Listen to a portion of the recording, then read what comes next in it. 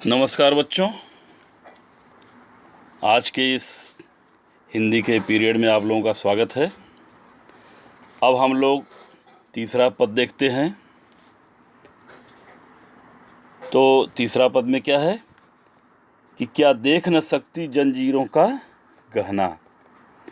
क्या कवि कह रहा है, क्या देख न सकती जंजीरों का गहना, हथकड़ियाँ क्यों यह ब्रिटिश राज का गहना, कोल्हू का चर्रक छूं जीवन की तान, गिट्टी पर अंगुलियों ने लिखे गान, हूँ मोट खींचता लगा पेट पर जुआ, खाली करता हूँ ब्रिटिश अकड़ का कुआं। दिन में करुणा क्यों जगे रुलाने वाली, इसलिए रात में गजब ढा रही आली। क्या देख न सकती जंजीरों का गहना। कवि कह रहा है कि क्या तुम ये जंजीरों का गहना, यहाँ पे जंजीर को कवि ने क्या कहा, गहना कहा है। हे कोयल, क्या तू रात्रि में असमय इसलिए क्रंदन मचा रही है क्योंकि तुझे हमारी बेड़ियाँ पसंद नहीं, हमारे जो बेड़ियों के रूपी गहने हैं, जंजीर है, तुम्हें पसंद नहीं है। तो इसे बंधन की बेड़ियाँ समझकर, बंधन क्यों कह रहा है, क्योंकि वह अंग्रेजों का एक यातना गृह है और उसे एक जगह बांध करके रखे हुए हैं, और किसमें, जंजीरों में। इसलिए तू अप्रसन्न हो रही है, दुखी हो रही है, किंतु हमारे लिए ये हथकड़ियाँ नहीं, अपितु ब्रिटिश शासक का, जो आताई हैं, ब्रिटिश है, उन शासकों द्वारा दिया गया यह गहना है, यह श्रृंगार है, हमारा गौरव बढ़ा रहे हैं। हमने जेल के इन सीखचों में, सलाखों में स्वयं को स्वीकार कर लिया है। ठीक है। अब है कोल्हू का चर्रक चूं। जेल के अंदर जो कोल्हू हैं, कोल्हू तो अब आप लोग कहीं नहीं देखे होंगे। तो पहले कोल्हू जो होता था, उससे कोल्हू से तेल निकाला जाता था, गन्ना पेरा जाता था, बैल के जो द्वारा जो चलता था। जेल में ब्रिटिश सरकार उनको मनुष्य के द्वारा खिंचवाती थी। जेल में आज भी लोग कहावत कहते हैं, चलो जेल में जाओगे वहीं पे कोल्हू खींचना, जेल की रोटी खाना। तो कोल्हू का चर्रक चूं, कोल्हू चलता है तो उसकी आवाज़ कैसी, चर्रक चूं चर्रक चूं। कवि ने उससे बोला, जीवन की तान, गिट्टी पर अंगुलियों ने लिखे गान, गिट्टी पर क्यों, और उसके बाद क्या है, कैदी लोग जेल में पत्थर तोड़ते हैं। ठीक है। तो हमारे लिए तो कोल्हू की चर्रक चूं ध्वन की जीवन संगीत बन गई है। वही जो चर्रक चूं है वह हमारे लिए गीत है। हमें उसमें अब मज़ा आने लगा है, उसी चर्रक चूं में। हम पत्थर कंकर अपने हाथों से तोड़कर, गिट्टी तोड़ते हैं, तोड़कर मानो स्वतंत्रता आज़ादी के लिए संघर्ष का गान अपनी अंगुलियों पे लिखते हैं। ठीक है। हथौड़े से पत्थर जो तोड़ने की क्रिया है, वह यह प्रेरणा और उत्साह देती है, जगाती है कि हमें एक दिन इसी भांति ब्रिटिश शासन रूपी पत्थर को भी तोड़कर स्वतंत्र होना है। जो ब्रिटिश शासक है उसको भी हमें एक दिन तोड़ना है। यह मेरे अंदर उत्साह भरता है। मैं कोल्हू का जुआ, मैं हूँ मोट खींचता लगा पेट पर जुआ। अब मोट क्या होता है, पहले जैसे आज पानी भरने के, पानी निकालने के पंप लगे हुए हैं, मोटर लगी हुई है। पहले 2-3 तरीके थे पानी निकालने के कुएं से। एक तो मोट के द्वारा, जो चमड़े का बना होता था बाल्टी की तरह, उससे खींचा जाता था। दूसरा रहट होता था, जिसमें बहुत सारे डिब्बे होते थे, डिब्बे डिब्बे पानी निकलता था। तीसरा है सड़क के किनारे जो गड्ढे में पानी हो या तालाब में पानी हो, नहरों में पानी हो, उससे खींचते थे लोग, दौरी के द्वारा उससे पानी फेंकते थे। कई तरीके थे।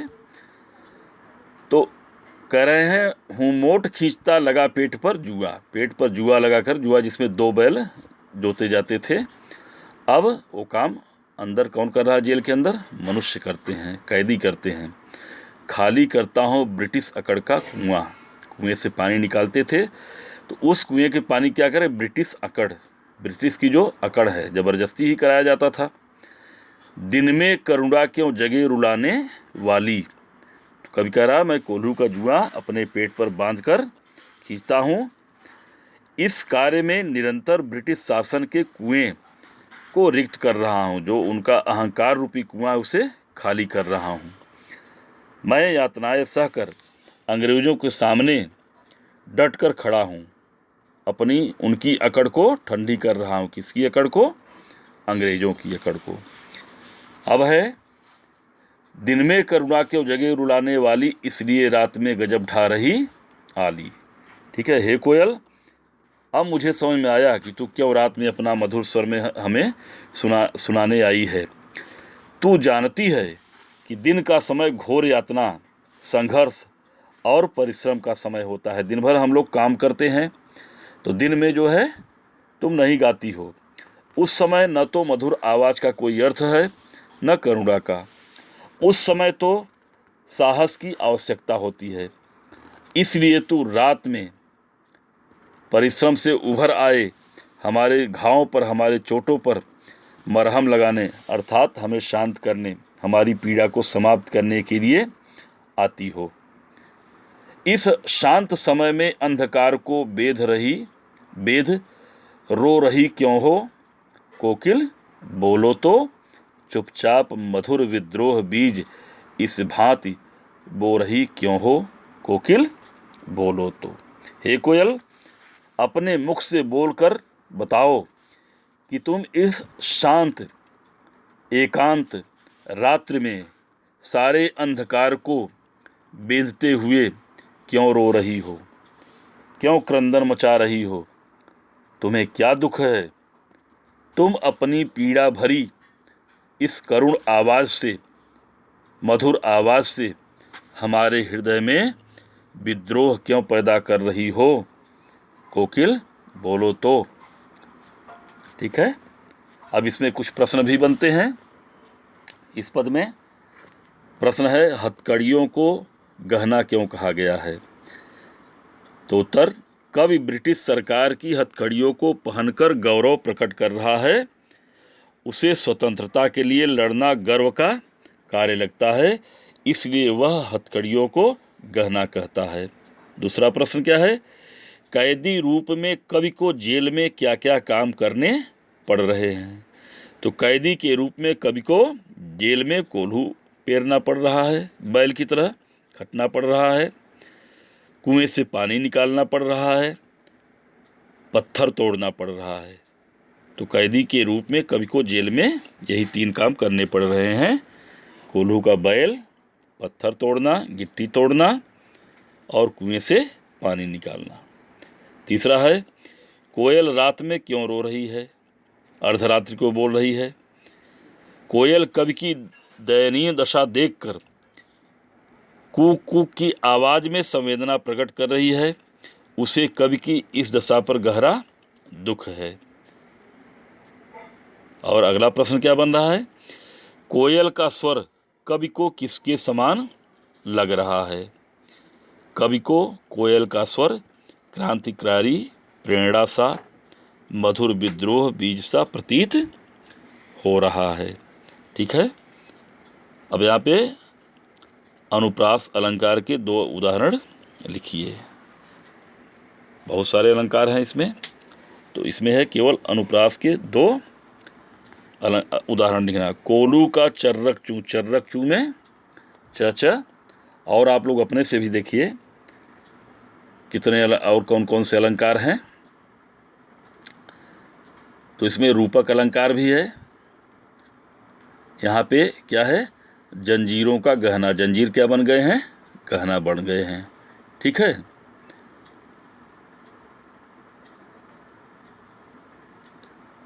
और कहीं अलंकार दिख रहा है इसमें, खास करके अनुप्रास अलंकार मिलेगा ही।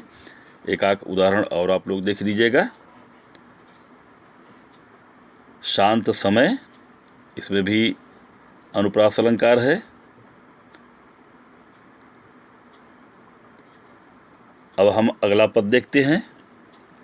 ठीक है, तो अगला पद क्या है?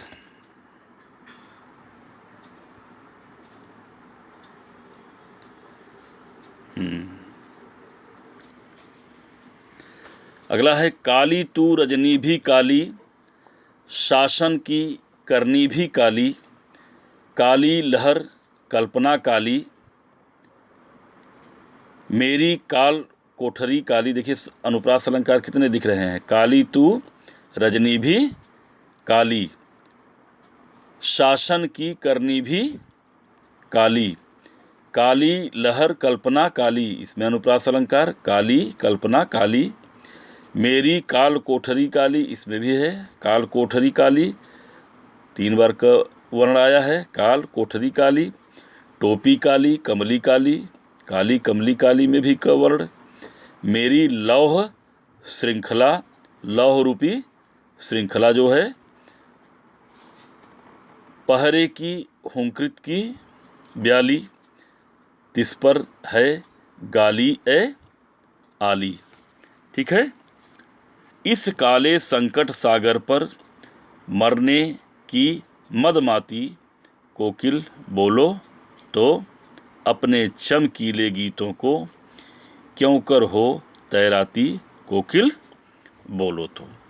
अब इसका आप लोग भावार्थ देखिए, थोड़े कुछ शब्दार्थ हैं। रजनी रात, करनी कार्य, काल कोठरी कारागृह, कमली कंबल, लौह श्रृंखला लोहे की जंजीर कड़ी, हुंकृत हुंकार प्याली नागिन, मदमाती मस्त से भरी।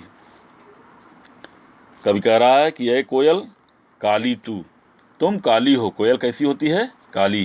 काली तू, तुम काली हो। रजनी भी काली, रात भी क्या है? रजनी, रात का पर्यायवाची है। रजनी भी काली, रात भी काली है। और शासन की करनी भी काली। यहाँ पे शासन की करनी को काली क्यों कहा गया है? क्योंकि सबको अनायास दंड दिया जा रहा है, तो उसके शासन को काला कहा जा रहा है। जो अत्याचार करते हैं, अत्याचारी के शासन को काला कहा गया है।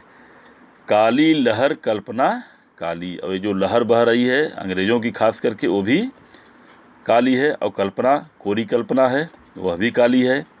मेरी काल कोठरी काली, काल कोठरी कहते ही हैं उसे जिसमें अंधेरा रहता है, वह भी काली। टोपी काली, काली टोपी पहने हुए हैं। कमली का कंबल भी काला है। लोहा भी काला होता है, लौह श्रृंखला काली। पहरे की हुंकृत भी ब्याली, और जो पहरा दे रहे हैं, हुंकार भर रहे हैं, ब्याली नागिन। ब्याल मतलब होता है सांप, तो ब्याली नागिन। तिस पर है गाली, और उसके बावजूद अंग्रेज बुरी तरह से गाली भी देते हैं। अय आली, आली सखी, अय सखी। ठीक है। तो एक बार इसका भावार्थ देखते हैं। कवि कोयल को संबोधित करके कहता है, हे कोयल, तेरा रंग काला है, आज की रात भी गहरी काली है, क्योंकि चंद्रमा नहीं निकला है। इस ब्रिटिश शासन की करतूतें, उनके कार्य भी काले हैं, अर्थात अन्यायपूर्ण। कारागृह में रहते हुए मैंने मन में कई भयंकर कल्पनाएं, बड़ी बड़ी कल्पनाएं, भयंकर कल्पनाएं और भावनाओं की काली तरंगें उठ रही हैं।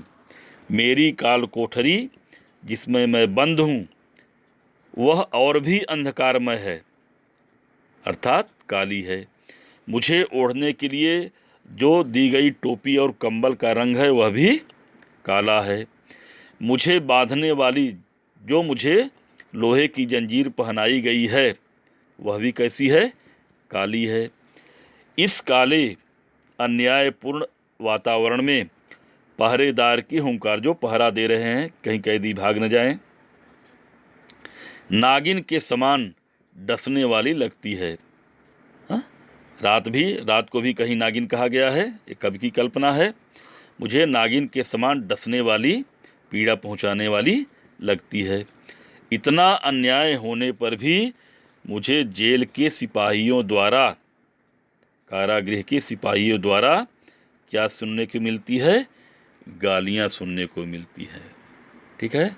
इस काले संकट, संकट को क्या बोला गया है? काला। इस काले संकट सागर, संकट रूपी सागर, संकट रूपी सा यहाँ रूपक अलंकार हो जाएगा।